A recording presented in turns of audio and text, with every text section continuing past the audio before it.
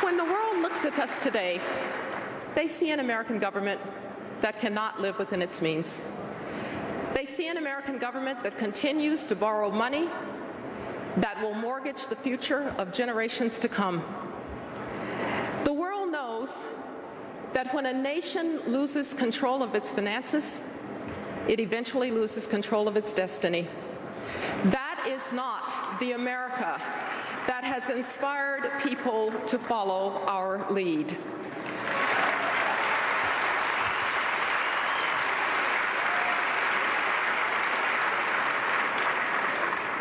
After all, when the world looks to America, they look to us because we are the most successful economic and political experiment in human history.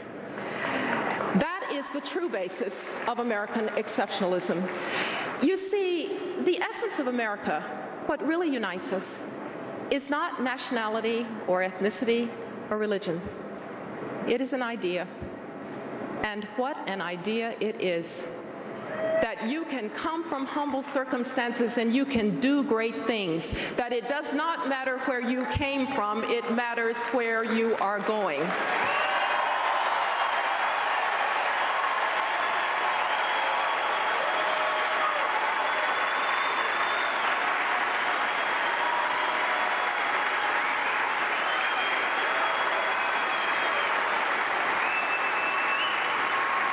My fellow Americans, ours has never been a narrative of grievance and entitlement. We have never believed that I am doing poorly because you are doing well. We have never been jealous of one another and never envious of each other's successes.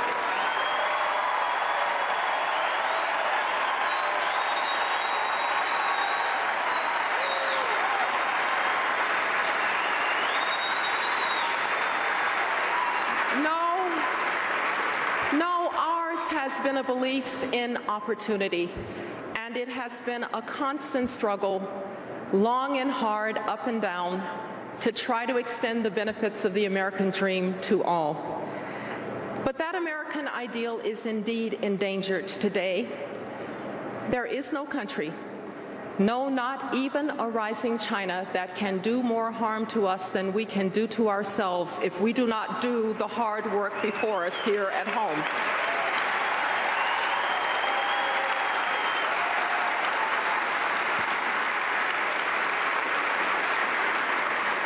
More than at any other time in history, greatness is built on mobilizing human potential and ambition. We have always done that better than any country in the world.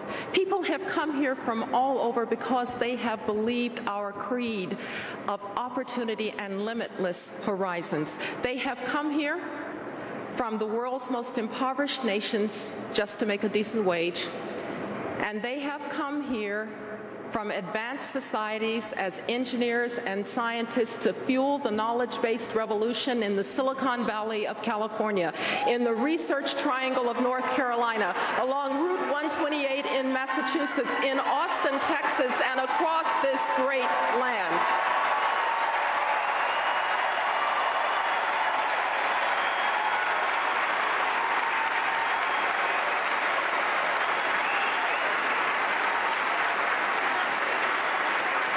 We must continue to welcome the world's most ambitious people to be a part of us. In that way, we stay young and optimistic and determined. We need immigration laws that protect our borders, meet our economic needs, and yet show that we are a compassionate nation of immigrants.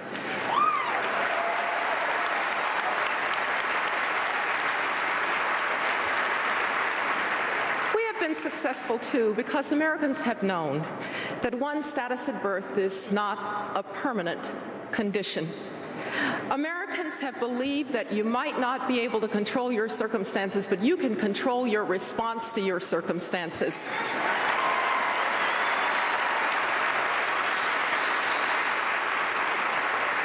And your greatest ally in controlling your response to your circumstances has been a quality education.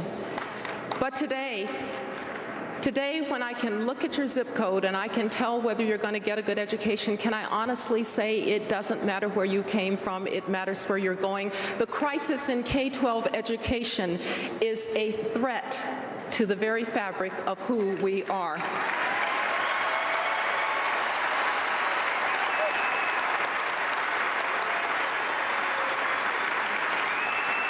My mom was a teacher.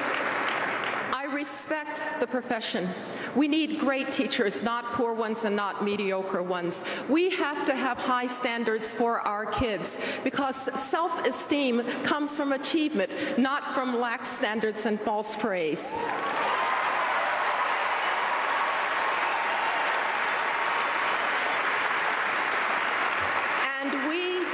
To give parents greater choice, particularly poor parents whose kids, very often minorities, are trapped in failing neighborhood schools. This is the civil rights issue of our day.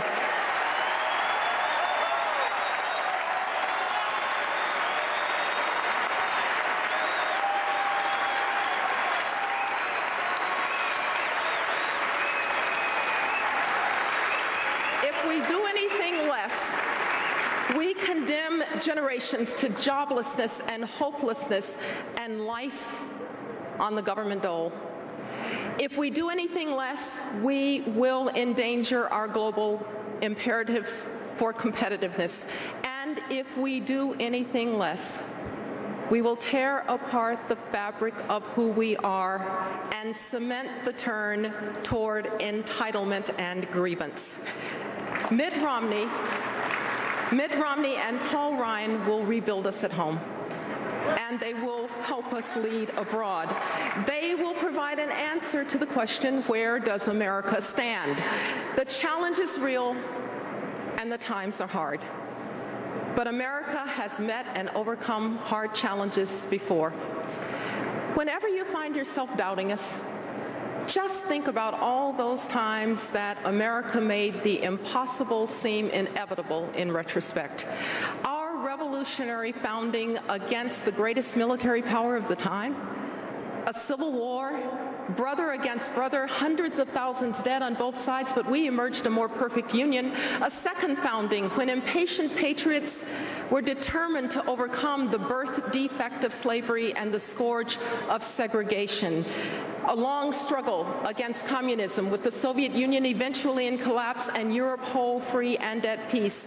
And in the aftermath of 9/11, the willingness to take really hard decisions that secured us and prevented the follow-on attack that everybody thought preordained.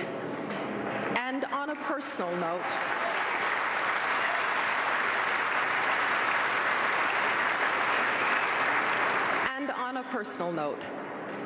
a little girl grows up in Jim Crow Birmingham, the segregated city of the South where her parents can't take her to a movie theater or to a restaurant.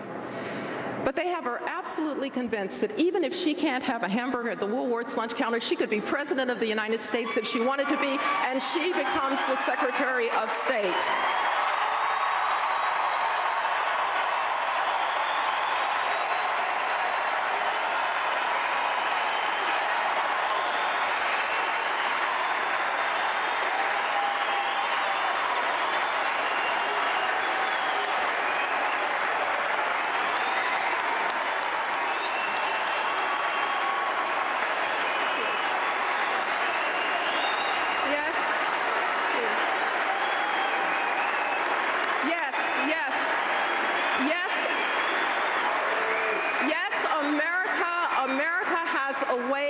Making the impossible seem inevitable in retrospect, but we know it was never inevitable. It took leadership, and it took courage, and it took belief in our values. Mitt Romney and Paul Ryan have the integrity and the experience and the vision to lead us.